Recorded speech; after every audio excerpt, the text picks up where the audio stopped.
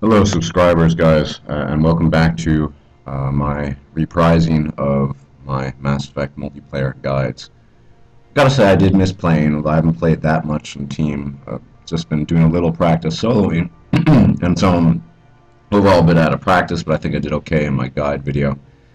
But since I want to show the builds, I usually do the gameplay first, but that's not how the order it's going to be shown in. Anyway, I don't want to waste too much time.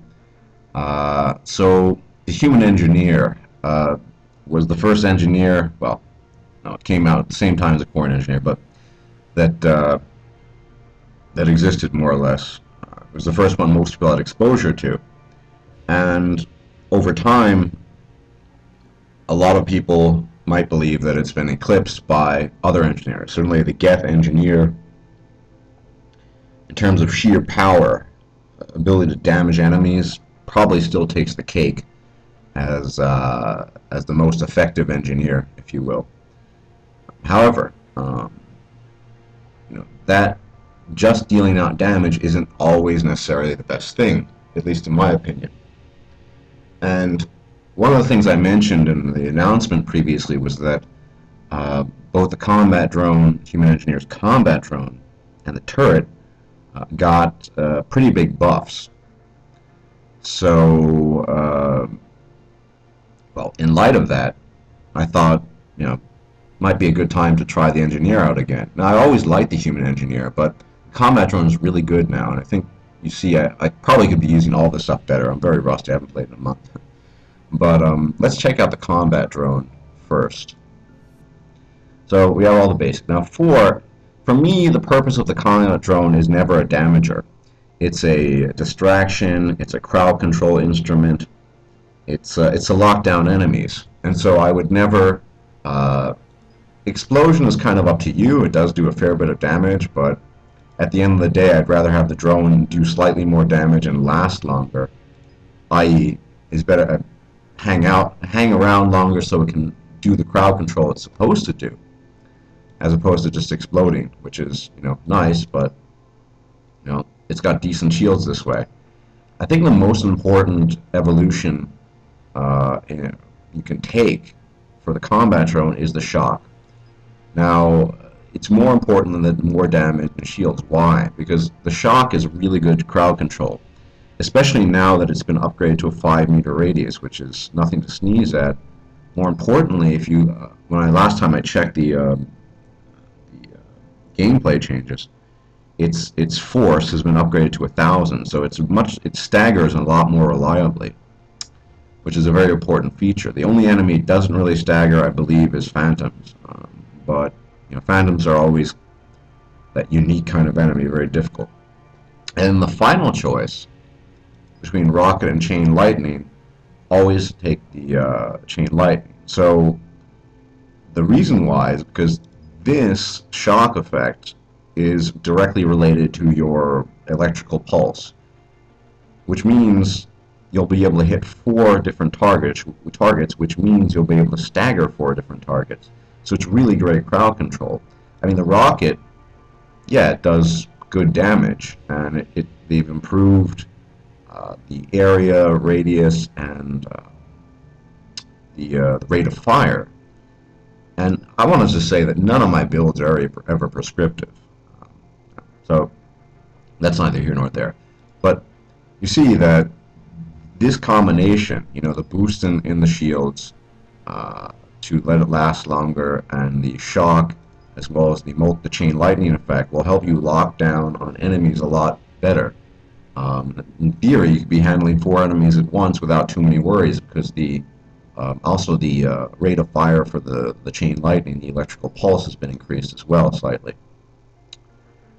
The other thing I'd say about the combat drone, the one advantage it has against all of our other turrets and engineer, well, basically turrets, is that it's a mobile platform. It will seek the enemies out. And to a lesser extent, turrets will do that, but only if they're sort of planted right next to them. This thing can move. It can cut around corners. It can defend you. And I think that's actually a huge advantage. You never know when it might come in handy. So I think its mobility is one of its strengths that, well, no other engineer has. Only the human engineer has that. So that's the combat drone. Now you might notice that I totally skipped Incinerate. Why? I think Incinerate's a good power, but I think more survivability in this case is better. It's up to you. I've played both without fitness. I prefer having some fitness. It helps me survive more. You know, at the end of the day, my playing style, I tend to use powerful, heavy, not necessarily heavy, but usually powerful, heavy weapons like the Claymore, like I did in the vid. And so that's going to be the killing for me. I don't need. I mean, the Incinerate's nice, especially against Reapers, but I play. This is not a. I wouldn't say this is any specific faction kind of build. It's well, it is what it is. It's just an overall build, a general build for the human engineer. So that said, like I said, I sacrifice Incinerate for skills. What I would never sacrifice Overload. Overload, of course, is one of the best powers in the game. And as usual, I recommend, for my personal taste, and you see it, use it quite often in the video, the chain effect. Why? Because I'm less concerned about doing direct damage with Overload than I am with stunning enemies. And if in case I'm in the process of reloading or I have very low health and I'm about to die, the difference between an enemy that literally falls down on the ground through the neural shock effect and one that just gets staggered a little bit can be quite great. I mean, we're talking about maybe a whole 2-second difference, which could make or break it for you, basically. And so that's why I prefer to take all the chain effects. It hits more enemies. I use it as crowd control as well. I'd say that the human engineer, for me personally, is a crowd control kind of guy. Now for alliance training, because I use big heavy weapons, well, first off, I want to maximize the damage of my power, so I'll definitely go for that as opposed to weapon damage. But I also go for weapon weight, because humans and the Quarians, of course, male Quarians, get a 20% decrease in all weapons, which means with the Claymore, I'll have an 81% recharge without any equipment to it, which is not bad for the Claymore and a class that doesn't really, that's a caster class. And then fitness, the usual, all the bottom row. So that's the build. And now I'm going to talk about, well, you'll see in the video as I talk over the gameplay, what I'm doing. Anyway, thanks for watching this part, and immediately proceeding you will find the actual gameplay. Thanks for watching. Here we're in actual gameplay. I'm doing my usual first 5 waves for the purpose of these guides, which I think is good practice in the future, and I've done that in the past, varying ways, but I think first 5 ways because you get a taste of all the different enemies, and I'm just trying to demonstrate principles as usual. Now, you might be asking why I'm using the Claymore. I have to say, even a month ago when I stopped playing, I had increasingly grown fond of the Claymore. Yes, it's very heavy, but it's got just tremendous stopping power. I don't think it's an easy weapon to use. It does take practice, but to be honest, I use it on, well, almost every class, with very few exceptions. I have used the Wraith in the past, and it's pretty nice. And certainly, if I had used the Wraith, I would have had a much better cooldown. But I think the stopping power of the Claymore is unparalleled. Now, as everyone probably knows who's watched my videos, I vastly prefer shotguns over most other weapons. There are some exceptions. If I want to do a more range build, I've always said I like the Saber, and I think it's a really cool assault rifle, or however you want to talk, whatever you want to call it. Maybe it's not an assault rifle, maybe it's something else, a mixture of a sniper. But in any event, what you have here is me using the Claymore. Now, it goes without saying, and I'll say this one last time, that no one's forced to use any weapons. My builds, well, what I've done in the past, there's been recommendations for certain weapons, but in the future I'm not going to say you need to use this weapon or not. I've never said that explicitly, but it's up to you. My only general recommendation with weapons is find something that kills quickly.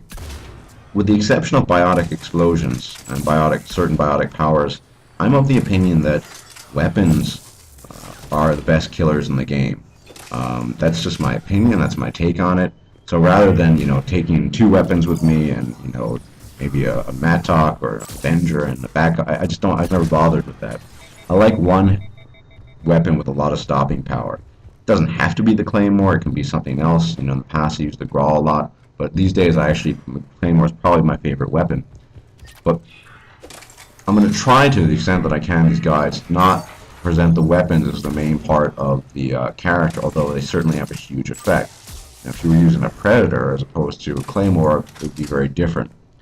And the reason why is that if I'm using the Claymore, then I can afford to mostly invest in crowd control powers such as chain overload and the combat drone, mostly as an instrument for locking down enemies and crowd control as well. So yes, the Claymore, probably my favorite gun in the game. It's just I like the fact that I don't think it's overpowered because it's very heavy and it's got fairly shitty range, and despite that, it's quite good. So I think it's one of the most balanced weapons. It's incredibly powerful, but the way you can eliminate enemies, basically OSOC, one shot, one kill, that's really important to me no matter what class I'm playing. And even though I'm very rusty, my gameplay is probably not up to par in this video, but forgive me. So that's that, using the Claymore. But you see what I basically use my powers for is crowd control. I'm using overload to basically stun enemies and knock them on the ground to incapacitate them. At the same time, I'm taking advantage of the combat drone as sort of the ultimate crowd control. Like I said, with the proper evolutions, it can lock down up to 4 enemies. And with the improvements that have been made to it in the gameplay changes, it's a very good power. It's a very good thing to have. Like I said, it locks down enemies. The stagger effect is fairly frequent, and a lot of enemies will get distracted. I mean, certain enemies will get completely distracted by anything normal. Phantoms sometimes, and even Atlases sometimes. Although I'd say against Atlases it's the worst, and against Phantoms it's okay. I mean, but at the very least it can distract them. So, and the thing you can do with the combat drone, the human combat drone, is that, well, because it's a mobile platform, you can, send it different places, send it around corners. You can sometimes use it as your first line of defense. So you set it up right in front of you, enemies come in and they're distracted, so you take them out one at a time or as quickly as possible. Other options, for example, I think I've done it, I showed a few times in the video, is, you got enemies coming from several angles and several sides, and I want to at least not necessarily take them out of commission, although that would be ideal, but get those enemies, say on the left side, just as an example, out of the way. So I put down the combat drone, and remember it's mobile. It'll seek them out, and then I have 3 to 4 enemies distracted and locked down for at least for a couple of seconds. It can buy me some valuable time, and so that's another very important use of the combat drone. The combat drone being mobile, I have to emphasize again and again, is just really, it's one of its greatest advantages, because it will seek enemies out. Whereas the turrets need to be positioned. Sure, the positioning is that much of a pain in the ass, but I think the homing in effect of the combat drone is actually very useful and something that really shines with the human engineer as opposed to other classes. Now, of course, I've used the Geth engineer before, and overload is just a fantastic power. There's no doubt about it. And I mean, you see in the video, I'm mostly not using to kill enemies. I use it to stagger them, or if their shields are down, I love incapacitating them. I'd rather have an enemy on the ground incapable of doing anything than an enemy that's that's continuing at me. As I said in the actual build discussion just before, the difference at the end of the day, if it comes down to it, if you're about to die, the difference between an enemy that's staggered, where you might have half a second time versus 2 seconds of time, is pretty significant. So that is definitely a very cool thing. Otherwise, yes, I don't use Incinerate, as I explained in the build part of the video, and I like having Fitness. Now, as far as equipment's concerned, it's really up to you. But because I like using weapons, I like using shotgun rail amps, whatever the best thing you might have available. I like, in terms of the gear, I like using the one that gives you even more, in this particular case, even more shotgun damage. In terms of the consumables, for example, it really depends. I mean, I like using cyclonic modulators because you have even more shield strength and more. I use one here. more durability. But that's really, ultimately up to you. And I mean, hands down, my favorite kind of ammo is in Incendiary. I don't always have it available. Sometimes it's rare to come by, sometimes it's not. But I mean, they're all very good. As far as the Claymore itself, depending on the class, usually my favorite way to run the Claymore is with a Shredder mod and the Accuracy mod, because it really does so much damage. Now, if I want to go crazy damage, then I'll say on the Butcher, I'll probably take just armor piercing and the damage barrel as well as the accuracy. But I don't think it's necessary with the engineer. I mean, after all, you have overload, you have some kind of crowd control power that does some damage. So, if I have the option, those are the kinds of things I would take with the engineer. That said, I see no reason why you couldn't use another weapon. I mean, anything. Like I said, I'm not prescriptive about weapons. I'm not even prescriptive about these builds. There's so many different ways to play things. And this is just one way to play it. It's my personal preference for playing the human engineer. But that you can play it any way you want. So that's pretty much it. That's this little guide here. Certainly have, as I said, planning on doing the female Quarian engineer reprise, because that's the turret is a lot better now. Whether it's better than the human combat drum, I don't know. And certainly the male Quarian engineer, which is really probably my favorite engineer. I think overall. Last time I played, I haven't played it since a month. But so that's the guide. Please post if you have questions or in the comments section. I'll try to get to them in due time or as soon as possible whenever I have the time. And once again, I'll offer my thanks to people who have been encouraging and appreciative of the work I put in these guides. And as long as that is fairly consistent, well, like I said, as long as it's not posted on BioWare where all the trolls and the idiots and the shitty people are, well, I don't expect too many issues, but who knows. Like I said, I don't even think the number of views will be nearly as great. I mean, that's the sacrifice, I suppose. That if you don't put it on BioWare, then, well, you're going to get a lot fewer views, but I can really live with that. Anyway, I hope you enjoyed the guide. Hope you enjoyed the action. To be honest, in case you're wondering about the colors of my engineer, the pink-blue thing was not what I wanted. That just kind of, it looked cool before I actually started the game, and then when I started, I thought, so I'm going to switch probably back to a black, gray, yellow. I don't know, but anyway, so that cat color is kind of weird, and it's not really what I wanted. But anyway, yeah. So thanks for watching, and I'll see you guys soon. Take care.